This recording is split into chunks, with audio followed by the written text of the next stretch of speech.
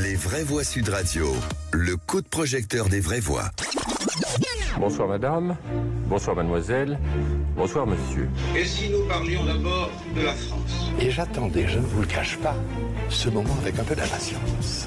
La gauche caviar découvre la tête de veau. Moi, président de la République, je ferai en sorte que mon comportement soit à chaque instant exemplaire. Mais il faut laisser ceux qui veulent travailler plus pour gagner plus le faire.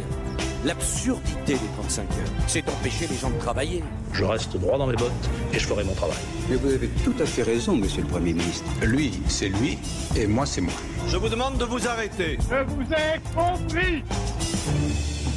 Qui a fait ce jingle? C'est excellent. Marie, bravo Marie, notre réalisatrice. Elles sont toutes, hein. Vraiment, lui, c'est lui, moi, c'est moi, vous vous souvenez ce que c'est? C'est Fabius avec Mitterrand quand Jaroulewski vient en visite officielle en France, le tyran de Pologne. En tout cas, au moins 13% d'intention de vote. Jean-Luc Mélenchon serait largement devant Marine Tondelier, Olivier Faure, Fabien Roussel au premier tour de la présidentielle. En tout cas, selon le dernier sondage d'IFOP pour Sud Radio et Le Figaro. Parlons vrai. Comment expliquez-vous l'effondrement de la gauche dans les urnes? Et à cette question, est-ce que dans la prochaine Mélenchon largement en tête, est-ce un nouvel échec de Faure, Tondelier et Roussel? Vous dites oui à 91%. Vous voulez réagir? Le 0826 300 300.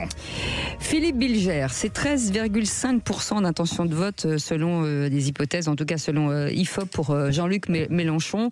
Tout le monde pensait qu'il était abattu, et ben finalement... Parce qu'il fait plus que les trois autres candidats de gauche réunis. Hein. Oui, mais...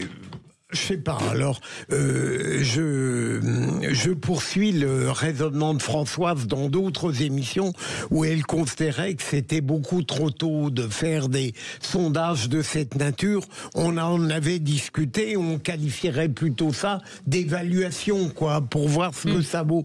Moi, 13 pour Jean-Luc Mélenchon, même aujourd'hui, ça ne me bouleverse pas.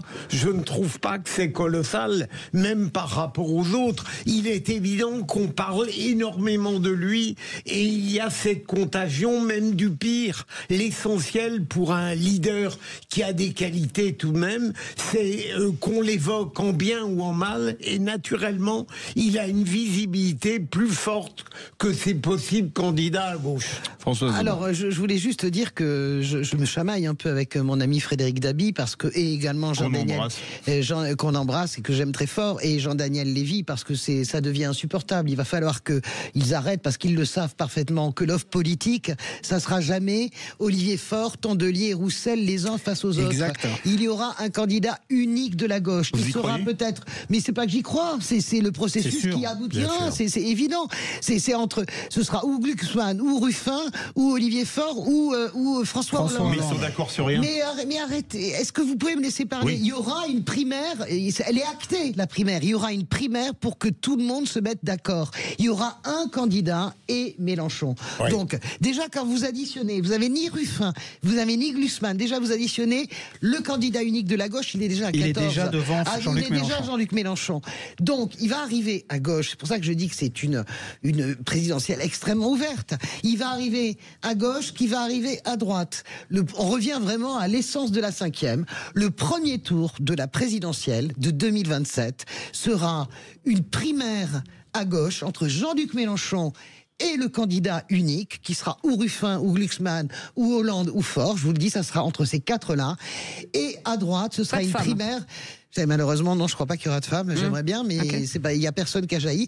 Et à droite, ce sera une primaire, bloc central droite, entre Bruno Retailleau, Édouard Philippe, voire Gabriel Attal. C'est ça. Voir les deux.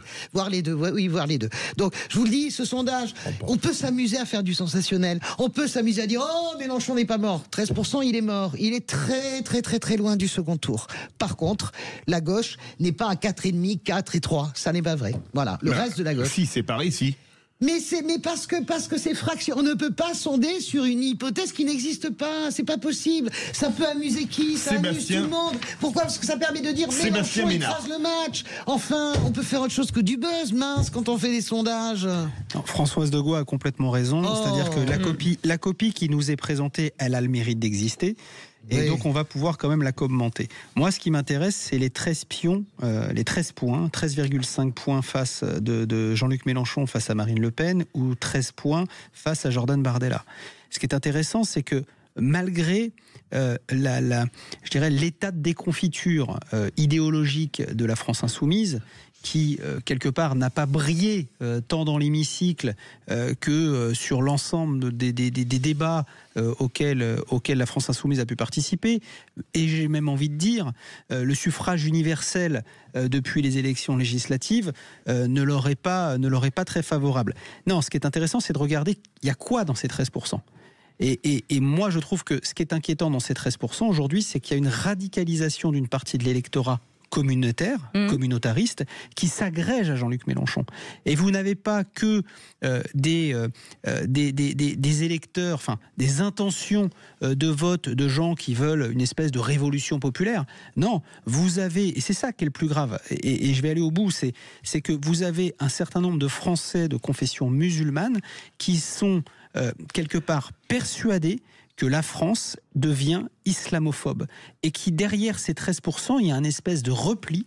Et c'est ça, moi, qui m'inquiète le plus. C'est pas tant. Et ce qui m'inquiète, c'est pas que cet électorat-là, parce que pour moi, en fait, on est d'abord républicain, on est d'abord français, et après, je dirais, dans sa sphère personnelle, on est chrétien, on est juif et on est musulman. Mais c'est ça qui me gêne le plus. Ou on est athée ou agnostique. Oui, bien sûr. Mais je me demande quand, je dirais, l'ensemble de la classe politique va être capable, quelque part, de sortir cet électorat communautariste du carcan de la France insoumise. Mais je voudrais répondre à ça. Non, mais je vais répondre à ça parce que ça n'est pas vrai. Moi, j'en suis certain. Non, mais tu peux être certain, et puis après, tu peux être certain, vous pouvez être certain, Sébastien, et puis après, il y a les données. Ce que fait Jean-Luc Mélenchon là n'est pas plus fort que le Front de gauche. En 2012, le Front de gauche, il arrive à 12%. Donc, il n'a pas élargi. François, sur la structure. Laissez-moi finir. Mais là, vous parlez de politique. Non, mais je suis d'accord. Est-ce que je peux finir? Je dis simplement. Attendez, ne criez pas. Non, mais je vais terminer pour bien qu'on comprenne. Vous êtes en train d'expliquer que les musulmans voteront plus pour Jean-Luc Mélenchon. Ça n'est pas vrai. Aujourd'hui, le vote entre guillemets, s'il y a un vote musulman en France, le vote, il est très clairement en faveur de Mélenchon. Si Mélenchon ne profitait pas de ce vote-là, il serait aujourd'hui tombé à 6 ou 7%. Ça n'est pas vrai. Je suis sûr, moi. Mais vous êtes sûr? Moi, on a tout, le vote. C'est exactement comme c'est aussi faux de dire ça que de dire que les Juifs, le vote juif des Juifs français serait plus important sur le Rassemblement national. Actuellement, c'est le cas. Pas vrai. Mais même Frédéric Dabi vous l'explique que c'est faux. Ça fait partie des biais cognitifs qu'on s'invente sur les plateaux. Les Juifs votent en fonction de leur en fonction de leur point de départ. Vous avez énormément de musulmans qui votent pour la droite. Donc vous ne pouvez pas dire ça. Moi je vous dis juste. Mais vous n'avez pas non plus de. Mais bien sûr. Mais écoutez, non, mais non. Une enquête à 72 pages. Lisez-la jusqu'au bout, Sébastien. Il n'y a pas de vote musulman. Un peu plus pour Jean-Luc Mélenchon peut-être, mais la réalité c'est que il récupère des ouvriers. Et il n'est pas plus haut que le Front de gauche en 2012. Merci à vous. Merci beaucoup Philippe Bilger, merci Françoise Degois, merci Sébastien Ménard. Vous restez avec nous puisque dans un instant on va revenir sur le plus grand procès de pédocriminalité en France, cher Philippe, sur l'affaire Squarneck, bien entendu, avec l'avocate de Céline Mahutot, victime et partie civile dans le procès d'assises, et puis son avocate, maître Lise Borne, sera avec nous, et Martine Brousse, présidente et cofondatrice de l'association La Voix de l'Enfant. On vous souhaite la bienvenue et on sera ensemble bien sûr jusqu'à 20h. À tout de suite.